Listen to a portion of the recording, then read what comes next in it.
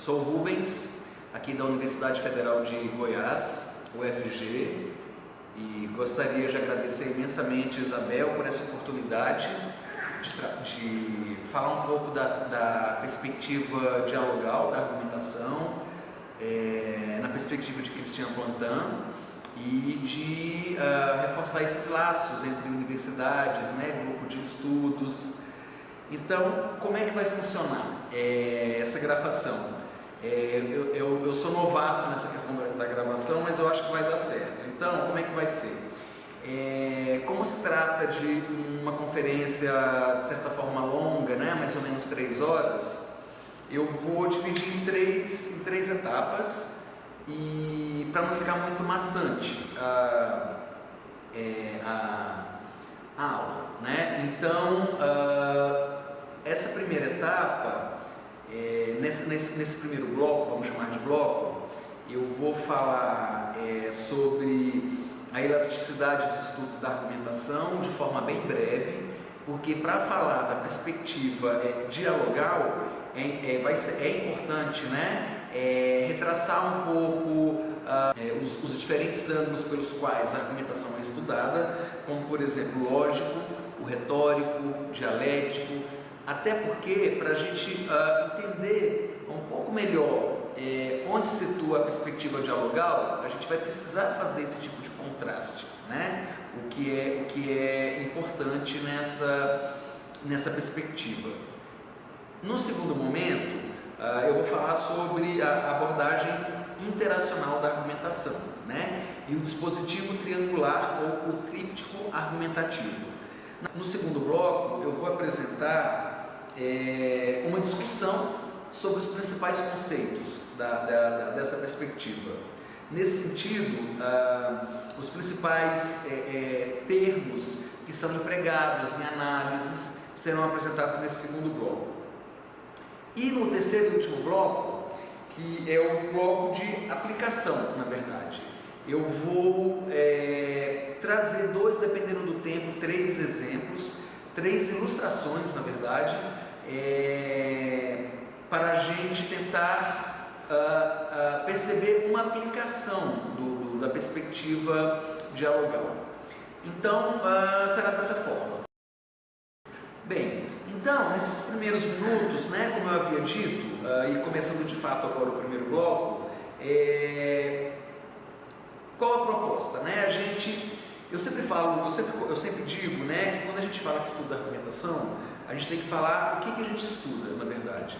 Porque a palavra argumentação, argumento, virou uma palavra coringa, na verdade, Então você fala muitas vezes que está argumentando, mas não deixa claro de que forma se faz isso, Quando, por quê, onde, como. Então a argumentação é uma palavra bastante elástica, A constituição do campo de estudos e argumentação, ela suscita questões fundamentais, na verdade, que precisam ser discutidas para a gente falar de argumentação, Uma vez que o escopo é muito grande. Então, eu também costumo brincar falando em Big Bang teórico, que acontece a partir da palavra argumentação e que se espalhou, fez com que a argumentação realmente abordasse diversos domínios.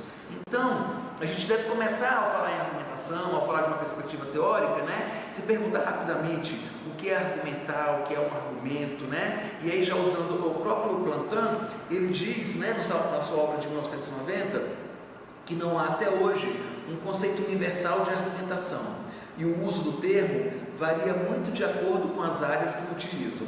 Então, eu acho que isso é bem interessante já, porque isso demonstra a elasticidade do conceito.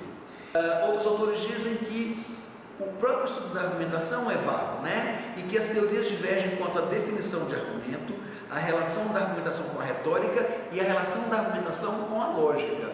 Então, não está tudo no mesmo saco, na verdade, quando a gente fala em argumentação, em retórica, sobretudo quando a gente faz uma análise, a gente precisa deixar claro, de qual perspectiva falamos. Então, segundo Dorry, a argumentação é vista como uma atividade de fala, ligada ao discurso, uma atividade do pensamento e também uma atividade visual, imagética, Isso é interessante.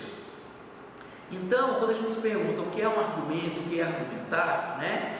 Alguns autores trazem, por exemplo, algumas características que são imanentes, de certa forma, a todas essas perspectivas, como, por exemplo, a argumentação liga-se a um passo inferencial de convicções existentes para novas convicções ou para o reforço de uma já existente.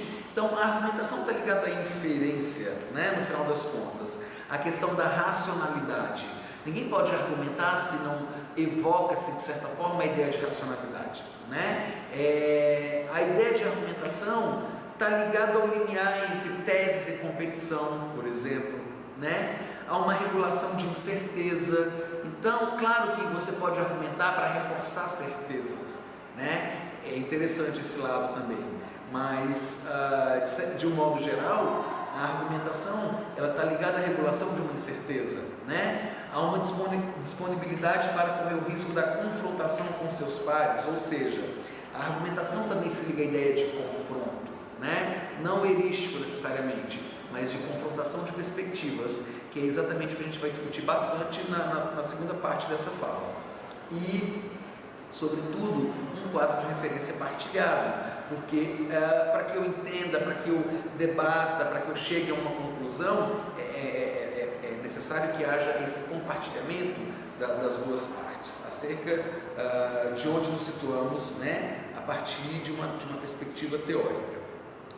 E é interessante porque, assim, se a gente tentar fazer um estudo diacrônico, né, a gente vai ver que a argumentação tem uma história teórica sinuosa, né? Ela vem lá desde a civilização greco-romana, atravessa um período de latência e depois foi redescoberta. É bem interessante, não é o nosso objetivo aqui, mas a gente sabe que a argumentação não vem de ontem, né? Vem desde Aristóteles, né? E para que haja um processo argumentativo, são necessárias várias respostas para uma mesma questão. E Aristóteles já falava isso, né? Então, assim, isso não mudou muito no final das contas, quando a gente fala em argumentação. E o Plantano, a sua perspectiva dialogal, reforça esse lado, né? Então, é interessante porque nos encontramos numa fase pré-paradigmática, pautada pela emergência de múltiplas abordagens, por vezes incompatíveis e contraditórias, não se podendo ainda falar numa teoria geral da argumentação. Isso é muito interessante, porque a gente tem um pouco aquela necessidade de defina isso, defina aquilo, né? A sua perspectiva teórica qual é mesmo. Então, o Rui Grasso deixa isso muito claro, né? Nos trabalhos dele, existem abordagens que inclusive são incompatíveis, na verdade, né? E o que eu sempre digo aos meus alunos, né, nas nossas reflexões, enfim, é que a gente só precisa deixar claro de onde a gente fala, né? Porque para evitar esse choque, eu acho que a gente sempre orquestra vozes, né, teoricamente falando, e com a argumentação não é diferente. Por isso eu acho importante esse primeiro momento para a gente tentar situar, né, o tamanho do problema que é falar de argumentação, no final das contas, né? Então, o Rebut, por exemplo, ele se pergunta onde está a argumentação, né? A gente sabe que existe a argumentação visual, por exemplo, que é um ramo bem interessante da argumentação, né? Que merece um mergulho, a gente não vai falar aqui, mas, por exemplo, o Rebut ele tem uma frase que eu acho muito interessante. Ele diz o seguinte, que a argumentação está entre a demonstração científica ou lógica e a ignorância e o arbitrário. Então é muito amplo o escopo, né, da argumentação.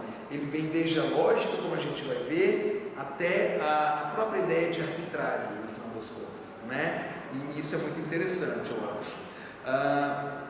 Então, outros autores, né, evidenciam a palavra dispersão, como a gente já se referiu anteriormente, né, nos estudos da argumentação, porque a argumentação está na sociologia, na filosofia, na lógica, na comunicação, na psicologia, na literatura, na linguística, né? Eu também sempre falo que quando a gente diz assim, que estuda análise do discurso, de certa forma, a comunicação, a psicologia, a literatura, a filosofia, a sociologia também fazem análise do discurso, né? Mas é fundamental dizer de que ponto, de onde se fala, e por aí vai.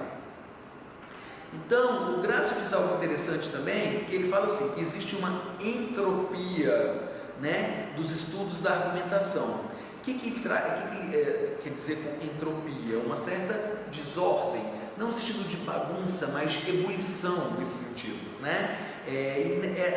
Esses estudos têm uma entropia, né? Eles trazem consequências como, por exemplo, fragmentação contínua, né? Dimensão difusa, criação de um termo guarda-chuva, né? Crise de identidade, panargumentativismo. Então, tudo isso está ligado ao Big Bang, né? Sobre o qual a gente falou agora há pouco, ainda nos estudos da argumentação. Então, fechando essa primeira parte, né? Eu posso olhar para a argumentação de diversos ângulos. O ângulo da lógica, o ângulo da retórica, o ângulo da dialética, e o objetivo dessa fala de hoje é o ângulo da perspectiva dialogal, na verdade, né? E eu não vou falar dialógico, porque dialógico já é outra coisa, na verdade, que eu vou me referir mais à frente, né? Então, antes de a gente entrar de fato na perspectiva dialogal, eu vou pincelar rapidamente o que caracteriza cada um desses ângulos.